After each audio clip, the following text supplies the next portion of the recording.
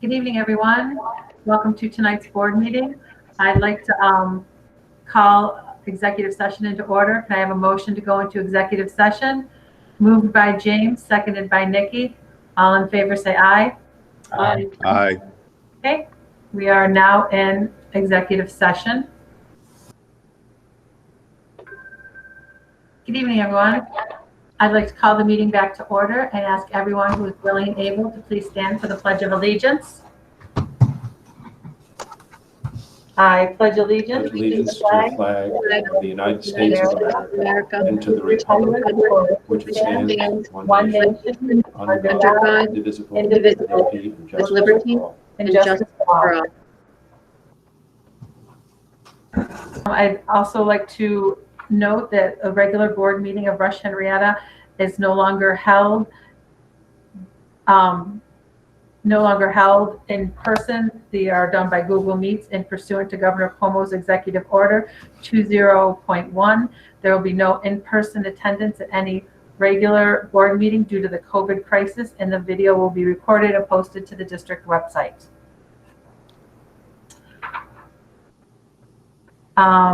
This brings us to our public forum, and again, in pursuant to Governor Cuomo's orders, there are no in-person at the meeting, and the only comments that we have, Ms. Flanagan, are from our constituents requesting the reinstatement of Donna Watts' position for the performing arts, correct? That is correct. Okay, so we have received multiple letters. We received about 48 of them, all of them asking us as a board to reconsider the position of the music director and the visual arts. Due to the length of these and due to the quantity, we're not able to read them all, but the board will be posting those who give approval to board docs, and the board will be able to go and read all the comments and the letters from the constituents.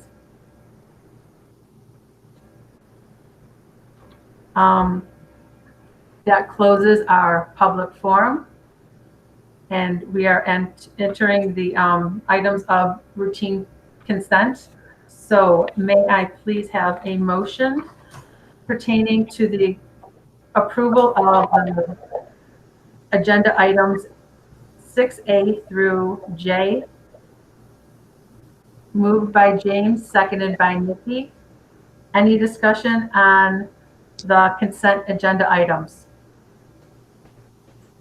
Seeing none, all in favor say aye. Aye. Okay. Any opposed? Okay. Next is personnel action. And can I have a motion pertaining to the acceptance of the personnel actions? Item number 7A.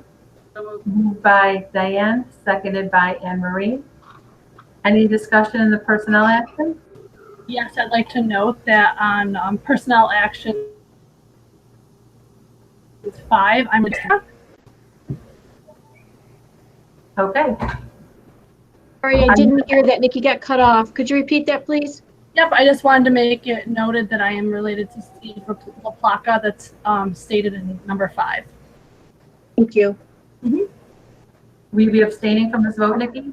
No, there's no reason to. Okay. All right. All in favor say aye. Aye. Aye. Any opposed? Thank you. The item is passed.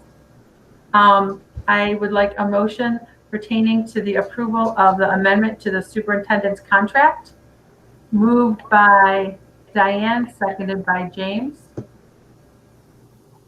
Any discussion? Seeing none, all in favor say aye.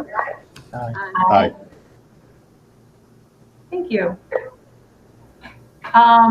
Next is the workshop containing the AP Computer Science. And we had that workshop at our last meeting.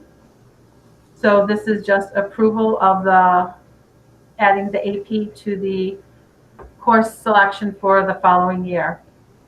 May I have a motion pertaining to the approval of the AP to the next offering of course selections? Moved by Nikki, seconded by James. Any discussion? Seeing none, all in favor, say aye.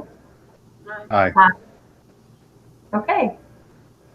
That is passed. Up next, we have the superintendent's urban suburban report.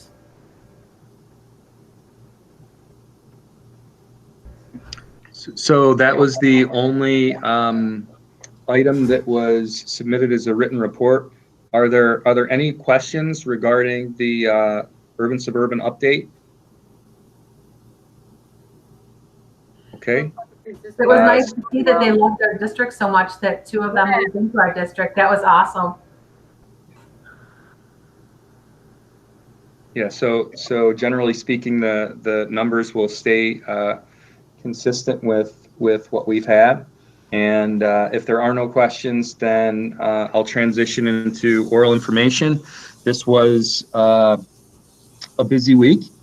As you probably have seen, there was a flurry of activity coming out of the governor's office over the course of the past few days.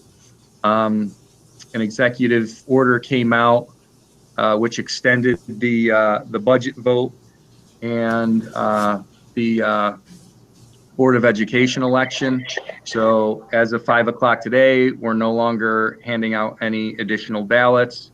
While we are no longer accepting hand-delivered ballots, we are still going to be accepting ballots by mail. And essentially, the process will close out a week from now on June 16th at 5 p.m. next week. That's when we will begin counting ballots. So that was one piece of big news. We also learned that APPR, or Annual Professional Performance Review, those requirements have been waived for the year. That was something that we anticipated would happen, but was held up in the executive for the past few weeks. We also initially received some information related to graduation ceremonies that came out of the State Department of Health and then our Monroe County Department of Health on Thursday. And that guidance was pretty close to what we'd been told all along. Some really strict requirements around mass gatherings. Districts were encouraged to schedule virtual or drive-in style graduation ceremonies. Anything face-to-face had to be, follow the 10-person rule related to mass gatherings. And then there was a shift in that stance, and new guidance came out Sunday, as you probably all saw, which allowed districts to have in-person ceremonies outdoors with up to 150 people. So we met with the folks who have been working on the front lines to help plan our graduation this week, and we decided to pivot ourselves and move to outdoor ceremonies. So with the 150-person rule, just to clarify, that does not mean 150 graduates plus staff and parents. It's 150 folks in total. So that allows us to do about 12 ceremonies with 35 graduates, allowing up to 3 family members, and then staff. That puts us about right at the 150 mark. And those ceremonies are scheduled for Friday, June 26th, and Saturday, June 27th, with rain dates scheduled for the 28th and the 29th. So that was actually exciting news. As you know, we have senior celebration days coming up starting next week, and this will be a couple weeks of celebrating our graduates in a way that's meaningful. We surveyed them to get feedback, and we, to the extent possible, tried to make sure that feedback that they gave us was incorporated into our planning.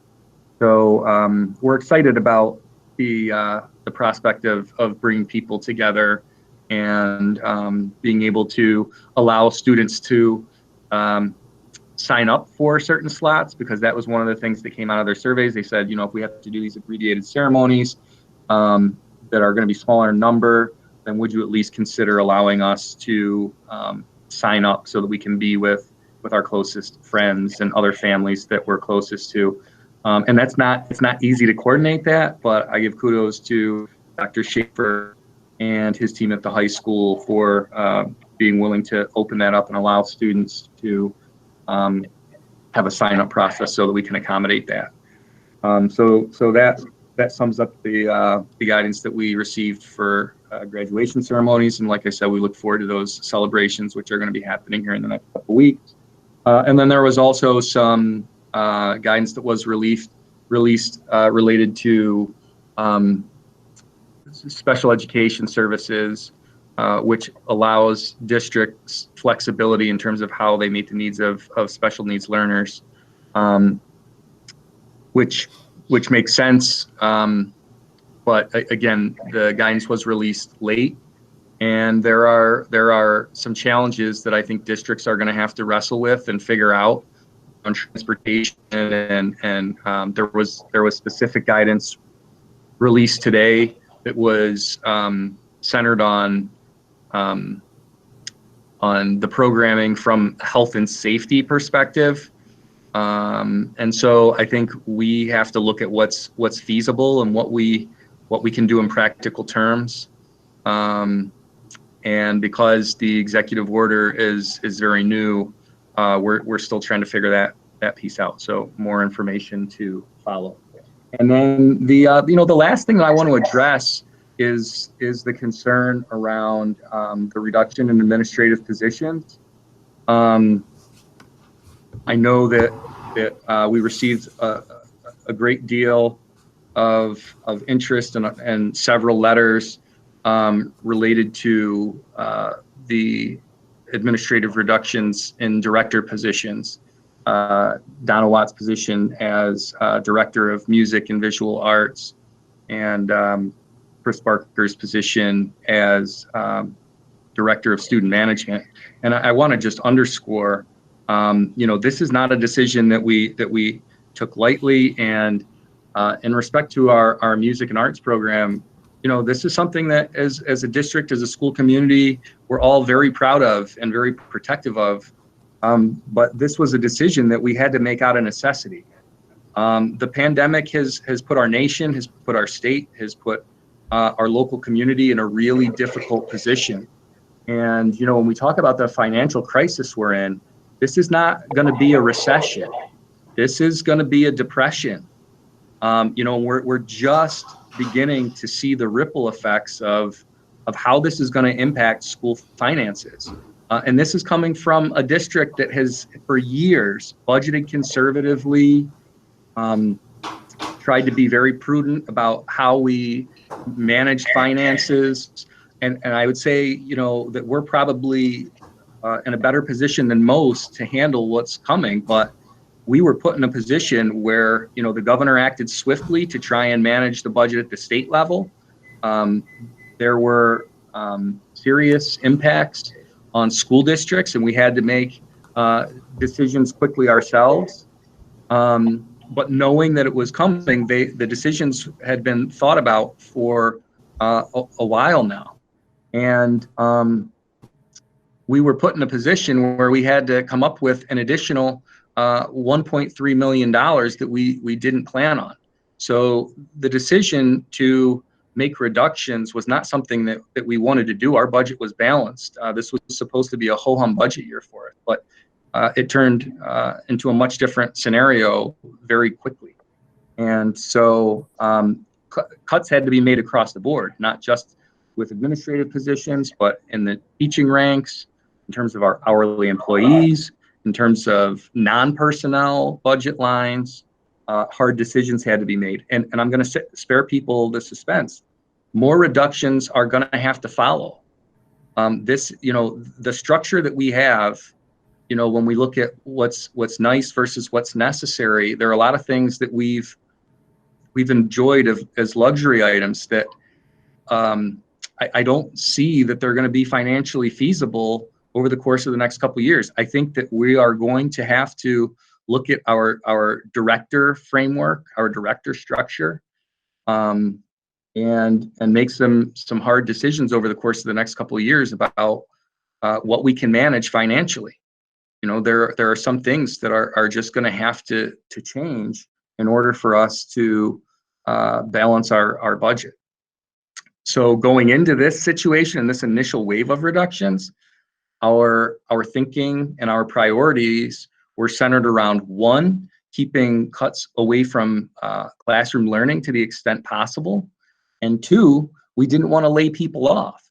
And the only way to do that was to freeze hiring and to take positions through attrition, which means as people leave the district or as people retire, you simply don't fill those positions, or you fill them with folks that you have internally. So looking at the director positions that were reduced, we wanted to make sure that the people that were in those positions still had jobs at the end of the day. And so in order to do that, we had to look at what administrative vacancies we had available. And the other thing that we had to consider in that process was who might be a good fit for where we had the vacancies. So we had an assistant principal position at Roth available that needed to be filled, and we had a position at the high school needed to be filled.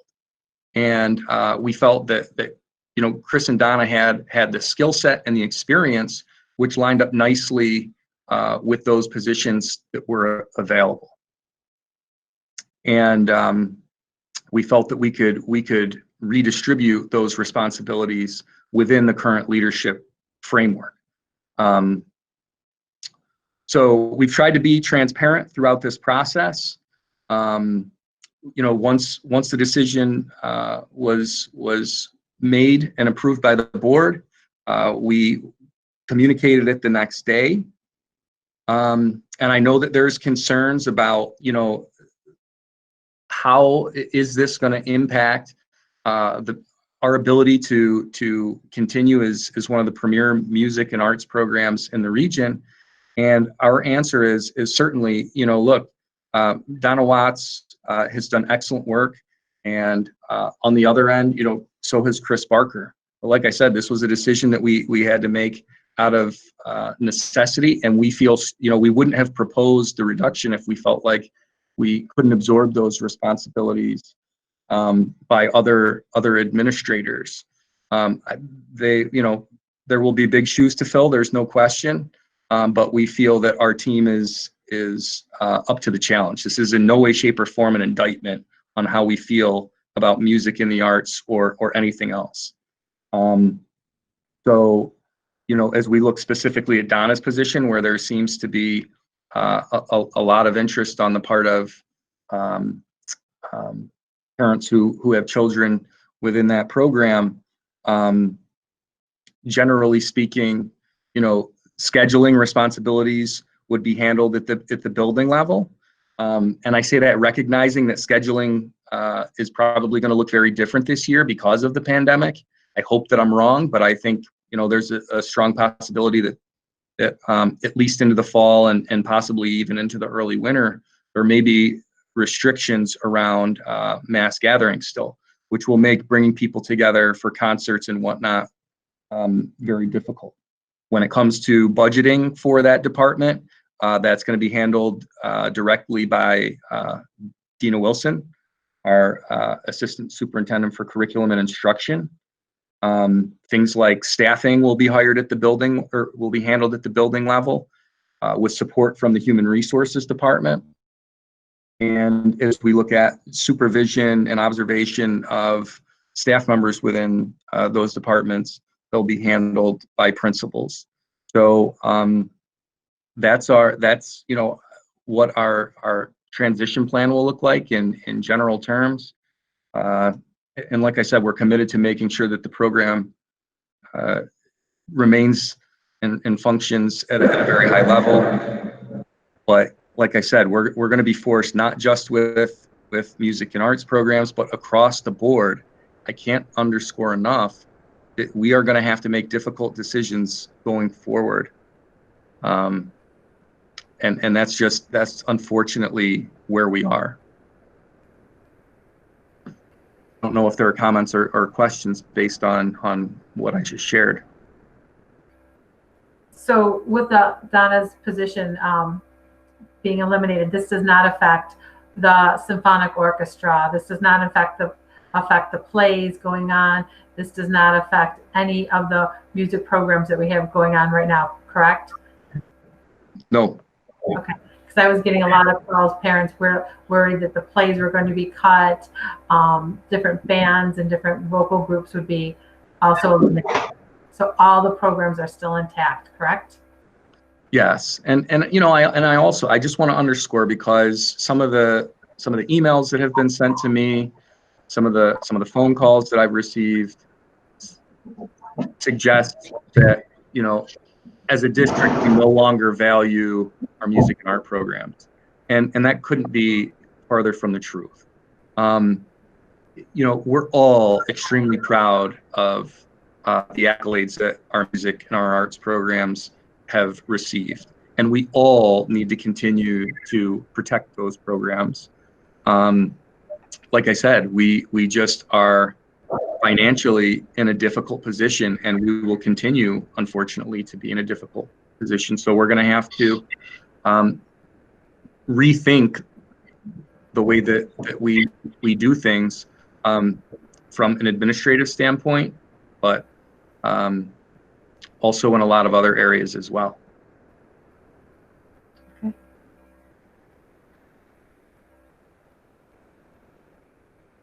All right, thank you. If there are no questions or comments, then that concludes the superintendent's report. Okay. Thank you. Next up, item 11, new board business. Our board self-assessments. Everyone should see that, the board assessments in the board documents.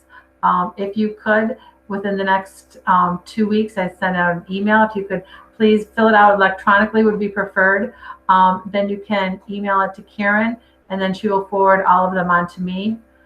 And we will look at the board assessment during our summer retreat, which is our next item. We will be scheduling our summer retreat / board discussion. So do we want to look at doing this Zooming, or would we like to do this in person? Because we are a small group of 7 plus George and Bo, so that would be 9. Are we comfortable getting together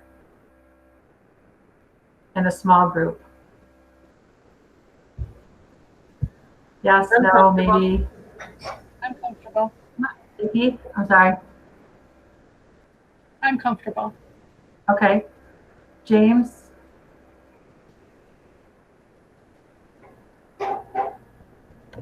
Yeah, with proper precautions, yeah, I'm comfortable.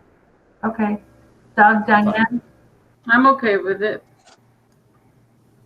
Yeah, I'm good. George? Yes, fine. Okay. When would we like to do this retreat? In June? Does anyone have a particular day or a time, or it'll be in the evening? Anyone have a particular preference today or a suggestion? Wouldn't we typically do it on one of the Tuesdays where we would have met, but when we go to the monthly meeting schedule in the summertime? Isn't that how we've done it the last couple of years? Yeah. Basically on a Tuesday evening. So our reorg meeting in July, I've lost the date in my head. When's that? Is that the 7th? I believe it's the 7th. It's actually the 14th. It's the 14th. Yeah, 14th? Okay. We could look at the 7th.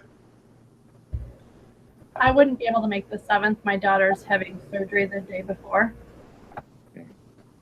Okay. So do we want to do it on the 21st? I can't do the 21st.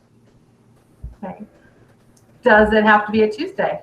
Could it be a Wednesday or a Monday? Could you do the maybe the 20th? I'm not gonna be here that week. Okay, that week. So how about Family Wouldn't it vacation. normally be like on the 28th? the 28th? Wouldn't that be the normal Yes. time that you would normally meet, but normally during the summer, you're not having it in July, so. Okay. So would we like to do it the 28th? Is everyone okay with that? Thumbs up? Okay. And I would be happy to host if that's okay, unless anyone else would like to. Okay, so we'll do the 28th at, what time do we want it to say? 6? 6. Sure. 6 p.m. at the 28th, and I will be hosting. Okay. That is our board summer retreat. And next up, we have item 12, which is board member reports. And I believe, Nikki, you had the upstate. Yes, we had a Zoom meeting today, and we talked about how we had to cancel several of our trainings over the last several months. The March 13th, we ended up canceling the educational office professionals training. In March and April, we canceled our pool operator certification. And in July, we're canceling the facilities personnel training. And the August 27th, Genesee Valley Regional Food Service personnel training as well. We're hoping to still have our October 9th conference for school safety and security and para educators, but we'll have to wait to see what the governor comes out with if we're allowing groups over 200 and if districts can't afford to send their staff, because we understand that budgets are going to be cut and training is usually one of the first things to go. So that was it. Okay. And the DPAC, did they meet to do officers, Diane? You're muted. Sorry, see, I've been so good about turning it off. Yes, they did meet. They did elect officers. They did discuss building reps, who was coming back for next year. Bo did a nice little conversation presentation regarding the budget and how that whole process was going. I got to play Vanna White holding up the brochures and things so people could visualize, because I had mine. So that was the gist of that meeting. The Equity and Inclusion Steering Committee also, they met via Google Meets because we hadn't met in quite a while. We had the first opportunity to look at some of the survey results, the survey for the staff, teaching and non-teaching staff. We are meeting again June 24th, I believe it is, to wrap up some work for the end of the year. Because we weren't able to do all of the work we needed to this year, we will have to go into next year before we can submit a report to the whole board. Okay. Thanks. Karen, I apologize. I did these out of order, but the school board meeting, we did have it via Zoom, June 3rd, and we will be having Dr. Mendoza speaking with us tomorrow. We have a couple more meetings and a lot of questions about budgets and graduation. So hopefully he'll be able to answer some more questions from different members. Okay, the other meetings were postponed due to COVID. The Youth Advisory Committee. It's actually postponed to Monday, the 15th. We were supposed to meet yesterday, but it got canceled, not rescheduled to the next Monday. Okay, great. I'm sorry, May, what meeting was that one? The board, the Youth Advisory. Rescheduled to the 15th? Yes. Perfect, thank you. Okay, and the next item, item 13, is declaration of interest. This has been a great position and I've enjoyed it, but I will personally be moving schools, changing grade levels, and I will not be able to continue as board president. I thank everyone for working together, working with Bo as a team, and helping me learn the process, but I'm unable to continue. So do we have any interest in leadership positions in the board? I would be interested. See, my job situation has changed. I feel I have plenty of time to give to that position and continue the great guidance that you've been showing this year, Jennifer. So I would be interested in that position. Anyone else interested? I'll consider running for board vice president. I'll also consider running for board vice president as well. I've been talking to Anne Marie about it as well. So, Anne Marie, are you still on? Couldn't you hear me? Yeah, I just lost your picture. Okay. All right. So Anne Marie, Nikki, and Diane, thank you. All right. Election results, and that is extended until June 16th, and they will be starting to count the votes then. So we will hopefully know about our budget and the board positions. Will we have a meeting for that next week? Well, the meeting for June 10th is canceled. Right. Will we be meeting? Will they know the results, Karen? I have no idea. Currently, we have probably close to 5,000 ballots. So there's a good chance we still might have to come into the next day, into Wednesday, to finish counting. But what we can do is we can do a tentative agenda with the election results, sort of like we did for the 10th, for both Tuesday and Wednesday, and then at least they're available if we have to. Doesn't it make more sense to just schedule it for the 10th, because by rather the 17th, the day after, because otherwise people will have to be hanging around and trying to decide whether they're going to have to come together in a meeting to approve the results, when it's probably unlikely that you'd have them that night. Whereas there's no difference, nothing's going to change between the one day and the other, and it would seem like it would be easier for everybody to plan on a meeting on the 17th. Okay. That's just my thought. I mean, it's up to you people, of course, but. Sounds reasonable. Okay, so we'll plan it for the 17th. And I think that takes the pressure off the counters too. I mean, the election inspectors, it takes a little pressure off that one. This is going to be a new experience for everybody. Oh, that is to say the least, George. Okay, so we will have a meeting on the 17th at 6 p.m. Does that work for everybody? Sounds good. Okay. Then I believe that brings us to the close of our meeting. So may I have a motion to adjourn the meeting? Moved by May, seconded by James. All in favor, say aye. Aye. Aye. All right. Thank you very much. Have a good evening, everyone.